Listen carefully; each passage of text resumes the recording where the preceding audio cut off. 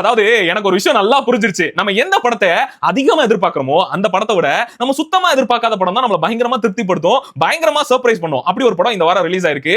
இந்த படம் போன மாசம் நம்ம இதே நேரத்துல பார்த்த மதக்கத ராஜா பழைய படம் தான்ப்பா, ஆனா எவ்வளவு அழகா கனெக்ட் ஆகுது, குடும்பத்தோட பார்க்குற மாதிரி இருக்கு, குபீர் குபீர்னு சிரிப்பு வருதுன்னு சொன்னோம்ல, அதே மாதிரி இந்த படமும் இருக்கும். இந்த படத்துல யார் யாரெல்லாம் நடிச்சிருக்காங்கன்னு கேட்டீங்கன்னா அதுவே அசந்து போற மாதிரி அவ்வளவு பெரிய லிஸ்ட் இருக்கு. ஜெயில் ஆரம்பிச்சு யோகி பாபு, சத்யராஜ் சார், இளவரசு, ஸ்ரீமன், ரெடின் கிங்ஸ்லே, அப்புறம் வந்துட்டு ஆனந்த்ராஜ், சிங்கம் புலி, அப்புறம் அப்படியே இந்த பக்கம் திரும்பினீங்க வைங்களேன், ராமர், பழைய ஜோக்கு தங்கதோர, இந்த மாதிரி நான் ஏதாவது மிஸ் பண்ணியிருந்தா கூட தெரியல எனக்கு. அவ்வளவு பேர் நடிச்சிருக்காங்க.